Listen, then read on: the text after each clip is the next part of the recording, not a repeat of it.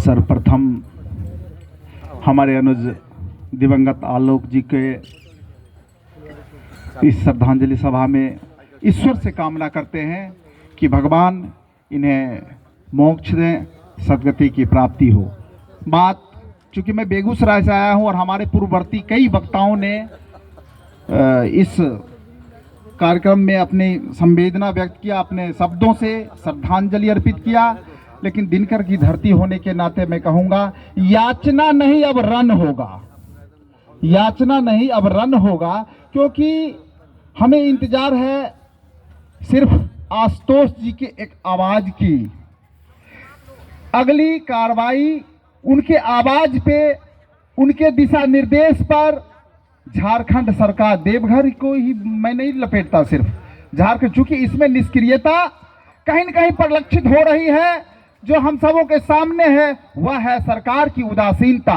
नहीं तो अगर सरकार शासन प्रशासन चाह लेता तो राहुल चंद्रवंशी क्या कोई भी होता, उसको अगर जमीन के नीचे होता तो उसको भी खोद करके सलाखों के पीछे रखता।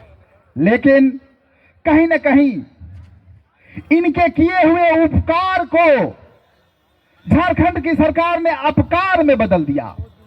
मैं जानता हूं आशुतोष जी समाज के लिए, आशुतोष जी सच्चाई के लिए डे बाय डे अपना सब कुछ समर्पित कर दिए, और जो अभी सत्तासीन है उनकी मोहतरमा के लिए भी इन्होंने कोई कसर नहीं छोड़ा। कल्पना सोरेन के लिए भी जब इनके पास गया इन्होंने किया। लेकिन आज इस विपदा की घड़ी में, इस परेशानी की घड़ी में हम सभी समाज के लोग, मैं यहाँ आप दर्शक दीर्घा में देख रहे हैं, श्रद्धांजलि करने वालों में लाइन लगा हुआ है, जाति धर्म सभी से ऊपर उठ के। और कई वक्ताओं ने, कई गार्जियन ने कहा है कि अपराधी की कोई जात कोई धर्म नहीं होती है। राहुल चंद्रवंशी ने अपराध किया है, उसने चैलेंज किया है, और उस चैलेंज को 23 तक मोहलत दे करके, चूंकि हमारे अनुज जी के श्राद्ध कर्म में जो हम लोग का विधि विधान है उसमें व्यस्तता होती है